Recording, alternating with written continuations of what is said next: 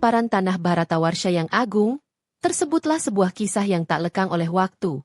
Sebuah epik tentang kehormatan, kesetiaan, dan takdir yang rumit. Ini adalah legenda tentang seorang wanita yang kelahirannya berasal dari api suci, yang kecantikannya menjadi buah bibir para raja, dan yang keteguhan hatinya menjadi sumbu bagi perang terbesar sepanjang zaman. Dialah Drupadi, putri dari kerajaan Panchala, yang namanya terukir abadi dalam wiracarita Mahabharata. Kisahnya bukan sekadar dongeng pengantar tidur, melainkan cerminan perjuangan jiwa yang teruji oleh penghinaan dan dibangkitkan oleh sumpah suci. Mari kita selami bersama alur kehidupannya yang penuh liku, yang akan membawa kita pada pemahaman mendalam tentang kekuatan seorang wanita di tengah badai takdir. Jauh di kerajaan Panchala, seorang raja bernama Drupada terbakar oleh api dendam. Hatinya lara dan martabatnya terluka setelah dipermalukan oleh sahabat masa kecilnya yang kini menjadi guru agung para pangeran Kuru, Empu Drona. Drona, dengan bantuan murid-muridnya, para Pandawa dan Kurawa, telah merebut separuh wilayah kekuasaan Drupada sebagai penagihan janji lama. Rasa malu dan amarah yang menggelegar ini mendorong Prabu Drupada untuk melakukan sebuah ritual suci yang dahsyat, sebuah upacara yadnya yang dikenal sebagai Putra Kama Yadnya, dengan tujuan memohon anugerah putra perkasa yang ditakdirkan untuk menaklukkan Drona. Upacara agung itu pun digelar dengan hikmat, dipimpin oleh para resi bijaksana. Api suci dinyalakan, mantra-mantra suci dirapalkan, dan persembahan terbaik dipersembahkan kepada para dewa.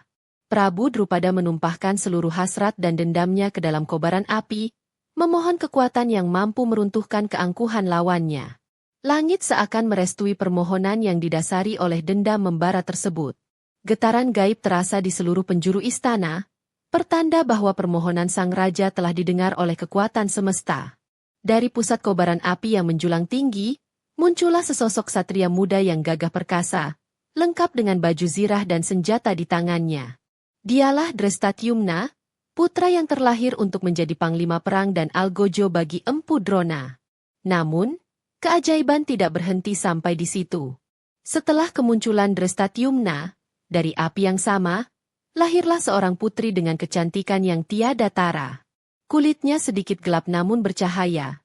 Matanya memancarkan kecerdasan, dan auranya memikat siapa saja yang memandang.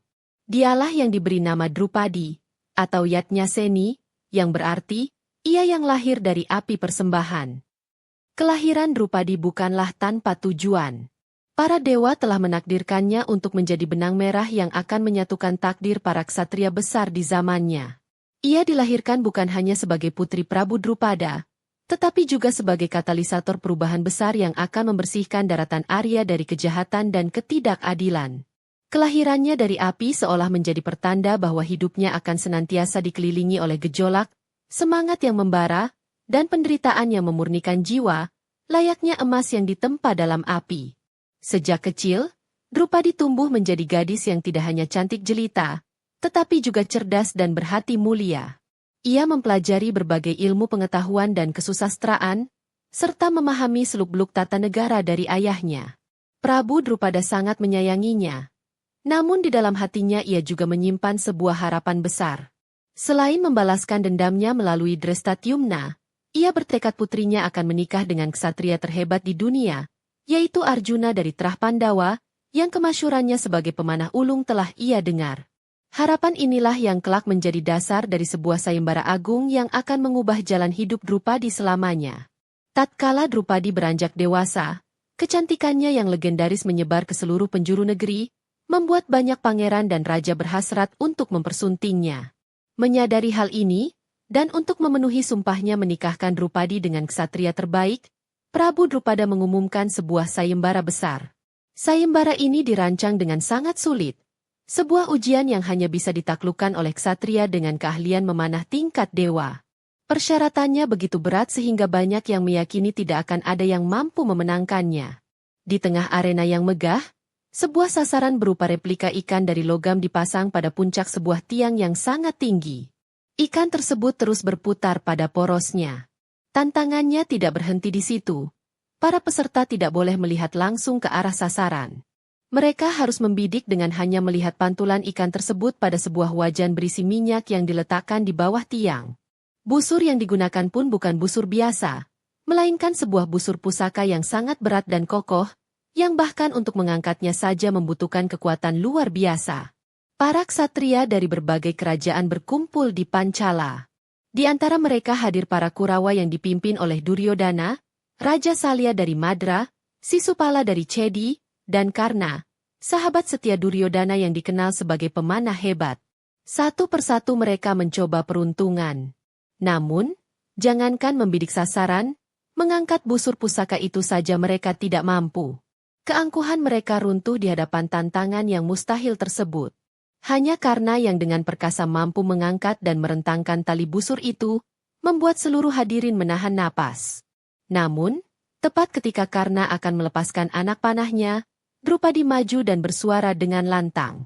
Dengan tegas ia menolak untuk dipersunting oleh Karna, dengan alasan bahwa ia tidak ingin menikah dengan putra seorang kusir. Penolakan itu melukai harga diri Karna dan membuatnya murka. Ia pun mengundurkan diri sambil meramalkan bahwa dengan sayembara sesulit itu, Drupadi akan menjadi perawan tua. Suasana menjadi tegang, dan Prabu Drupada mulai cemas kalau-kalau tidak ada seorang pun yang mampu memenangkan sayembara putrinya. Di tengah kerumunan para Brahmana yang turut menyaksikan, hadirlah 5 bersaudara Pandawa yang sedang menyamar setelah berhasil lolos dari peristiwa kebakaran di Waranawata. Mereka hidup sebagai pertapa miskin untuk menyembunyikan identitas mereka. Melihat kegagalan para ksatria agung, Arjuna, dengan restu dari kakak tertuanya, Yudhistira, bangkit dan berjalan menuju arena. Kemunculannya yang sederhana sempat mengundang cemoohan. Namun ia melangkah dengan tenang, memusatkan seluruh pikiran dan batinnya pada tantangan di hadapannya. Dengan mudah ia mengangkat busur pusaka itu, memasang anak panah, dan hanya dengan sekali lirikan pada pantulan di minyak, ia melepaskan anak panahnya. Terdengar suara dentingan keras saat anak panah itu tepat menembus mata ikan yang berputar. Seluruh arena gempar, lalu bersorak-sorai. Kemenangan Arjuna, seorang Brahmana tak dikenal, disambut dengan sorak-sorai sekaligus kericuhan. Para raja dan pangeran yang kalah merasa terhina, karena dikalahkan oleh seseorang dari kasta pendeta. Mereka mencoba menyerang. Namun Bima, saudara Arjuna yang juga menyamar, dengan gagah berani melindungi adiknya dan membubarkan kerumunan yang marah. Drupadi, sesuai janji sayembara, menerima Arjuna sebagai suaminya dan mengikutinya dengan setia. Ia tidak mengetahui bahwa di balik penyamaran sederhana itu, ia telah dipersunting oleh ksatria terhebat dari dinasti Kuru. Sesampainya di gubuk sederhana tempat mereka tinggal bersama sang ibu, Dewi Kunti, para Pandawa berseru dari luar pintu. "Ibu, lihatlah apa yang kami bawa hari ini sebagai persembahan," kata mereka dengan gembira. Dewi Kunti, yang sedang khusyuk berdoa di dalam, menjawab tanpa menoleh, "Apapun yang kalian peroleh, bagilah secara adil di antara kalian berlima, anak-anakku." Perkataan ini, yang diucapkan tanpa mengetahui bahwa persembahan itu adalah seorang wanita, menjadi sebuah sabda yang tak bisa ditarik kembali. Ketika Dewi Kunti melihat Drupadi, ia terperanjat dan sangat menyesali ucapannya. Namun, sebagai seorang ibu yang menjunjung tinggi kebenaran, ia merasa tidak bisa mengingkari kata-katanya sendiri. Para Pandawa pun berada dalam dilema besar. Arjuna telah memenangkan Drupadi. Namun sabda ibu mereka adalah hukum tertinggi yang tidak boleh dilanggar. Mereka berunding, mencari jalan keluar dari situasi yang rumit ini. Yudhistira, yang paling bijaksana, merasa bahwa perintah ibu mereka harus dilaksanakan untuk menjaga kehormatan keluarga. Untuk menyelesaikan kebimbangan ini, mereka meminta nasihat dari Resi Biasa, kakek mereka yang agung. Resi Biasa menjelaskan bahwa pernikahan ini sesungguhnya adalah bagian dari takdir yang telah digariskan. Ia menceritakan bahwa di kehidupan sebelumnya, Drupadi adalah seorang putri resi yang telah melakukan tapa berat dan memohon kepada Dewa Siwa untuk dianugerahi seorang suami yang memiliki 5 kebajikan utama: kebijaksanaan, kekuatan, keahlian memanah, ketampanan, dan kesabaran. Karena kelima sifat ini tidak mungkin terkumpul dalam satu orang, maka Dewa Siwa mengabulkan permohonannya dengan memberinya 5 suami di kehidupan selanjutnya, yang masing-masing memiliki satu dari kebajikan tersebut. Mendengar penjelasan dari Resi Biasa dan untuk menghormati sabda Dewi Kunti, maka diputuskanlah bahwa Drupadi akan menjadi istri bagi kelima Pandawa. Pernikahan poliandri ini meskipun tidak lazim, dilaksanakan dengan restu para dewa dan resi. Sebuah aturan pun dibuat untuk menjaga keharmonisan rumah tangga mereka. Drupadi akan tinggal bersama masing-masing Pandawa secara bergilir, selama 1 tahun untuk setiap saudara. Selama Drupadi bersama salah satu saudara, saudara yang lain tidak boleh mengganggu privasi mereka, dan barang siapa yang melanggarnya harus menjalani pengasingan selama 12 tahun. Setelah pernikahan mereka, identitas para Pandawa akhirnya terungkap. Kabar bahwa mereka masih hidup sampai ke telinga kakek mereka, Bhisma, dan paman mereka, Destarata, di Hastinapura. Untuk menghindari konflik lebih lanjut, kerajaan Kuru pun dibagi 2. Para Pandawa diberikan sebuah wilayah hutan belantara bernama Kandawa Prasta, untuk dibangun menjadi kerajaan mereka sendiri. Dengan bantuan Kresna dan arsitek Dewata, Mayasura, hutan yang angker itu disulap menjadi sebuah kerajaan yang luar biasa megah dan indah, bernama Indraprastha. Sebagai permaisuri utama di Indraprastha, Drupadi menjalankan perannya dengan sangat baik. Ia adalah sosok ratu yang adil, cerdas, dan dihormati oleh seluruh rakyatnya. Ia mengatur istana dengan bijaksana dan menjadi penasihat yang berharga bagi kelima suaminya. Kehidupan di Indraprastha berjalan damai dan sejahtera di bawah kepemimpinan Yudhistira yang adil dan didukung oleh saudara-saudaranya yang perkasa. Drupadi menjalani kesepakatan untuk hidup bersama setiap Pandawa selama 1 tahun dengan penuh pengabdian, dan dari setiap suaminya, ia melahirkan seorang putra yang dikenal sebagai Pancakumara. Keharmonisan sempat terusik ketika Arjuna tanpa sengaja melanggar aturan pernikahan mereka. Untuk menolong seorang Brahmana yang ternaknya dicuri, Arjuna terpaksa masuk ke dalam ruangan tempat Yudhistira dan Drupadi berada untuk mengambil senjatanya. Meskipun ia melakukannya demi dharma dan mendapat izin dari Yudhistira dan Drupadi, Arjuna tetap teguh pada prinsip. Sebagai ksatria yang memegang teguh janji, ia dengan sukarela menjalani hukuman pengasingan selama 12 tahun, sebuah bukti betapa tingginya nilai kehormatan bagi para Pandawa. Puncak kejayaan Indraprastha ditandai dengan dilaksanakannya upacara Raja Suya, sebuah ritual untuk mengukuhkan Yudhistira sebagai Maharaja. Semua raja dari penjuru negeri diundang, termasuk para Kurawa dari Hastinapura. Duryodana dan rombongannya datang dan dibuat takjub oleh kemegahan istana Indraprastha yang dibangun oleh Mayasura. Istana itu penuh dengan ilusi optik yang menakjubkan, di mana lantai kristal terlihat seperti kolam air, dan kolam air justru tampak seperti lantai yang padat.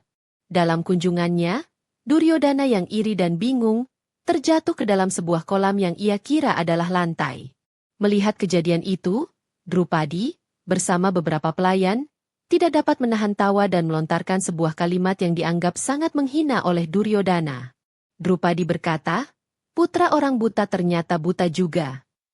Perkataan ini merujuk pada ayah Duryodana, Destarata, yang memang buta.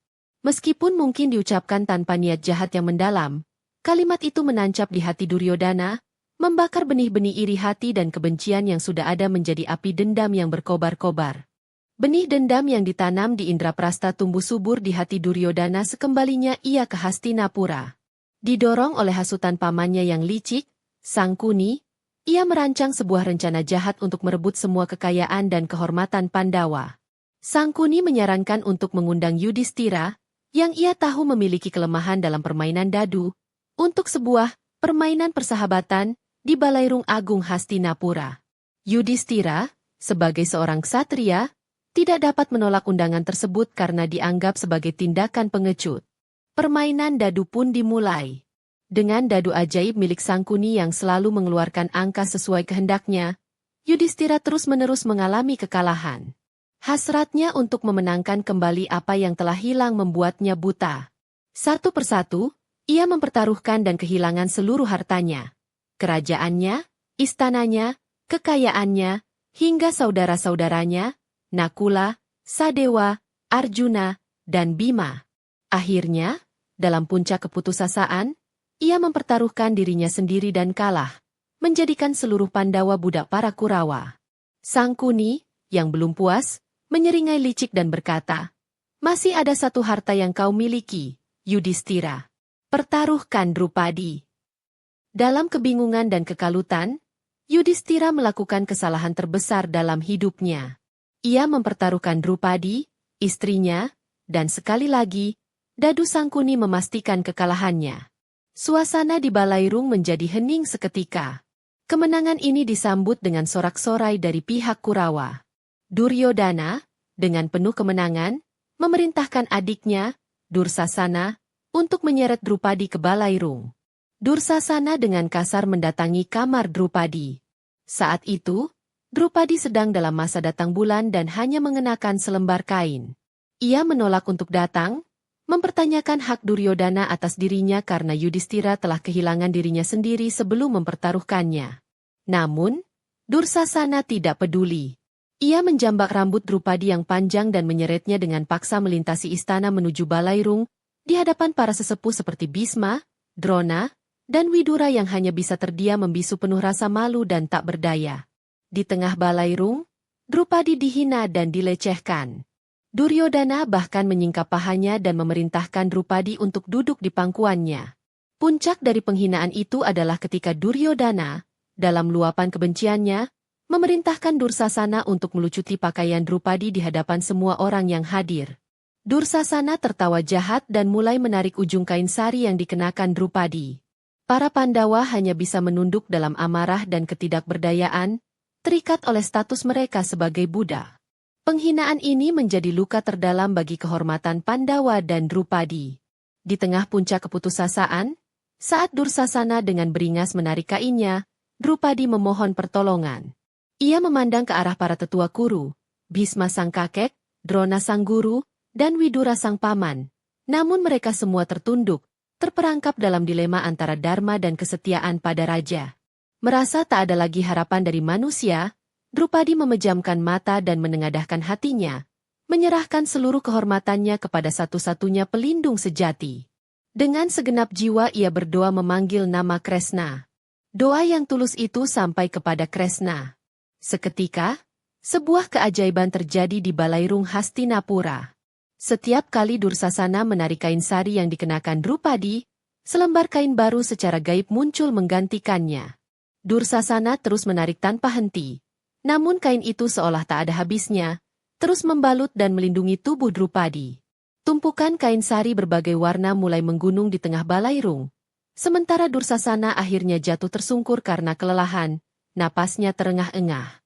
Keajaiban ini membungkam seluruh hadirin dan menyelamatkan kehormatan Drupadi. Melihat keajaiban itu, para Pandawa, terutama Bima, tidak dapat lagi menahan amarahnya. Dengan mata menyala-nyala, Bima berdiri dan mengikrarkan sumpah yang menggetarkan seluruh istana. Ia bersumpah bahwa suatu saat nanti ia akan merobek dada Dursasana dan meminum darahnya sebagai balasan atas perbuatan kejinya. Sumpah mengerikan ini menjadi pertanda bahwa pertumpahan darah tidak akan bisa lagi dihindari. Drupadi, yang jiwanya telah terluka parah, bangkit dengan kekuatan baru. Matanya tidak lagi menunjukkan air mata, melainkan api amarah yang membara. Dengan rambutnya yang terurai acak-acakan setelah diseret oleh Dursasana, ia mengucapkan sumpahnya sendiri di hadapan seluruh majelis. Ia bersumpah bahwa ia tidak akan pernah mengikat atau menyanggur rambutnya lagi, sampai ia bisa membasuhnya dengan darah Dursasana yang telah menodai kehormatannya. Sumpah ini menjadi simbol dari tekadnya yang membaja untuk menuntut keadilan. Mendengar sumpah-sumpah mengerikan dan melihat pertanda-pertanda buruk di seluruh kerajaan, Raja Destarata akhirnya merasa takut. Ia membatalkan hasil permainan dadu, membebaskan Pandawa dan Drupadi, serta mengembalikan semua yang telah hilang. Namun, nasi telah menjadi bubur. Duryodana, yang tidak terima, sekali lagi berhasil membujuk ayahnya untuk mengadakan satu permainan dadu terakhir. Kali ini taruhannya adalah pihak yang kalah harus menjalani pengasingan di hutan selama 12 tahun dan menyamar selama 1 tahun di tahun ke-13. Jika penyamaran mereka terbongkar, mereka harus mengulangi pengasingan dari awal. Dengan kelicikan Sangkuni, Pandawa pun kembali kalah dan harus meninggalkan kerajaan mereka. Dimulailah babak kehidupan yang paling berat bagi Drupadi dan para Pandawa. Selama 12 tahun, mereka harus hidup di dalam hutan, meninggalkan segala kemewahan istana Indraprastha. Drupadi, seorang putri dan permaisuri, harus beradaptasi dengan kehidupan yang keras. Ia berjalan tanpa alas kaki di tanah yang kasar, makan seadanya dari hasil buruan dan buah-buahan hutan, serta tidur di bawah naungan pohon. Namun, penderitaan fisik ini tidak sebanding dengan luka batin yang terus ia bawa dari Balairung Hastinapura.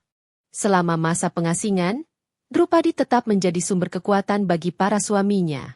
Ia sering mengingatkan mereka akan penghinaan yang mereka alami untuk menjaga agar api semangat membalas dendam tetap menyala. Berbagai cobaan datang silih berganti. Salah satunya adalah ketika mereka didatangi oleh Resi Durwasa dan murid-muridnya, yang dihasut oleh Duryodana untuk meminta jamuan makan setelah Drupadi selesai makan.